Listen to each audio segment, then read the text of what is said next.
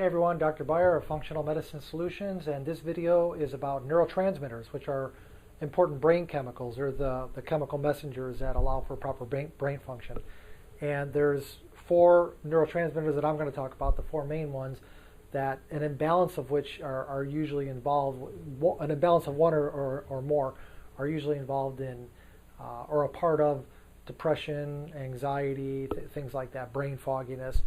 And so I want to talk about those, a little bit about those four neurotransmitters and a functional medicine view or approach to correcting possible imbalances. You know, the medical approach is hey, if you have depression, there's some kind of brain chemistry imbalance, and what they're referring to are neurotransmitter imbalances. But what they don't do in their approach is address the multitude of reasons why those brain chemicals or those neurotransmitters could be imbalanced. So the four main neurotransmitters are, of course, dopamine, serotonin, acetylcholine, and GABA, G-A-B-A. And GABA is the one really inhibitory neurotransmitter, kind of calms us, okay? Which is why a GABA deficiency can be, or GABA imbalance can be the root cause of like a lot of anxiety problems.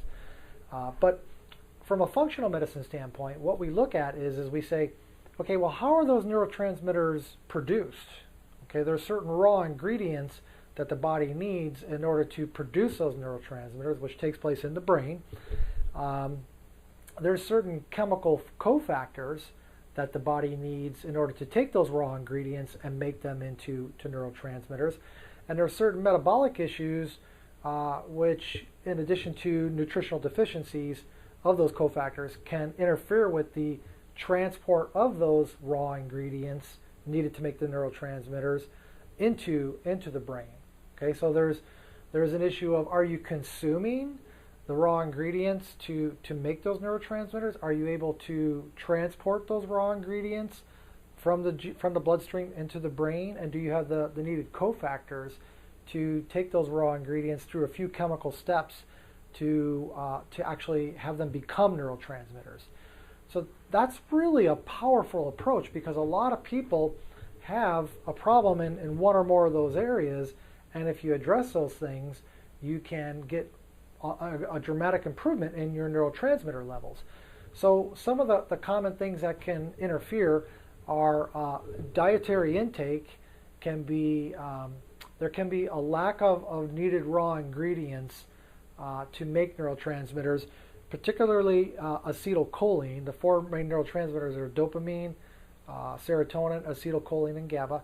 And with acetylcholine, if you're on a low-fat, like vegetarian diet, you can run the risk of being deficient in the raw ingredients that are needed. You can have a choline deficient diet, basically. And even with the other neurotransmitters, which are serotonin is made from tryptophan, an amino acid tryptophan, and dopamine is made from the amino acid phenylalanine or tyrosine. Phenylalanine goes into tyrosine. Even with those conditions, if you're having animal product in your diet, if you're not digesting it very well because of low stomach acid production, you cannot be getting the absorption of those amino acids, because those amino acids are building blocks of proteins.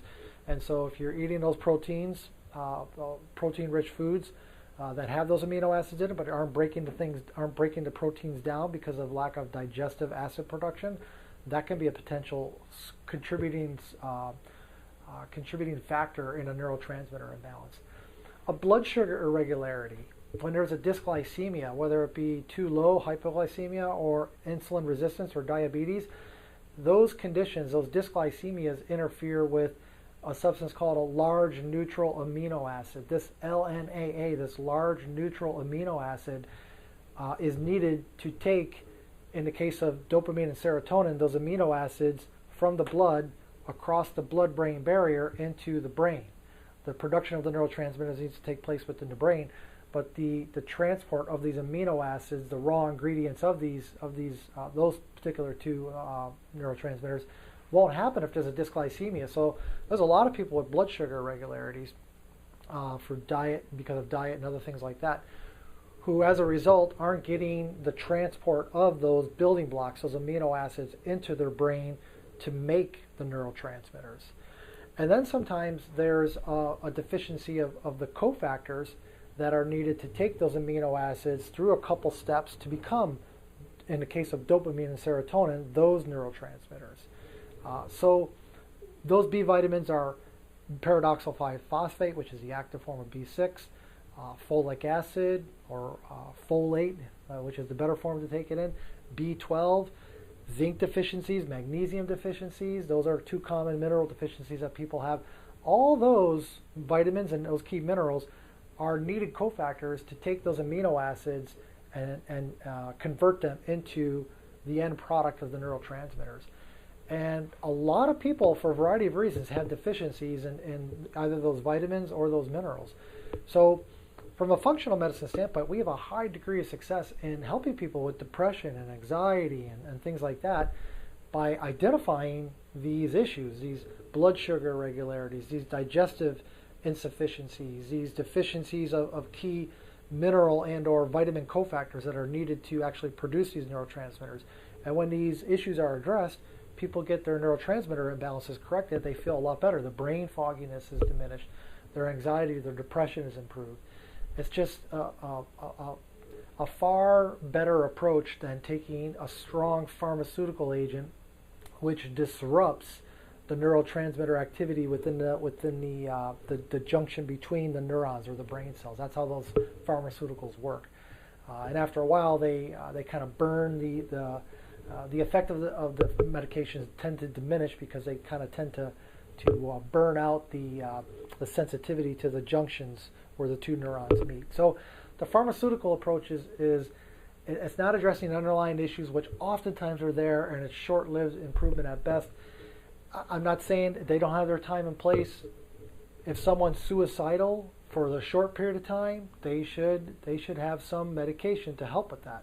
But for the long-term approach, these issues should be identified and addressed because, in my experience, people very consistently have these issues going on when they have depression and or anxiety. And when you address them, when you identify and then address these issues, people get an improvement in that with a natural functional medicine approach. So hope that helps. A little bit about neurotransmitters, okay?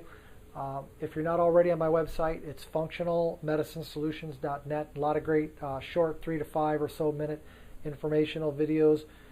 We have a standing offer in my office for people to get a free 15-minute Ask Dr. Beyer session is what we call it. On my website, you can request that, and we can do no charge 15-minute phone or video cam consultation just to get a specific question or two answered, or maybe have you get a little bit more information about how I approach different chronic health conditions with a functional medicine approach.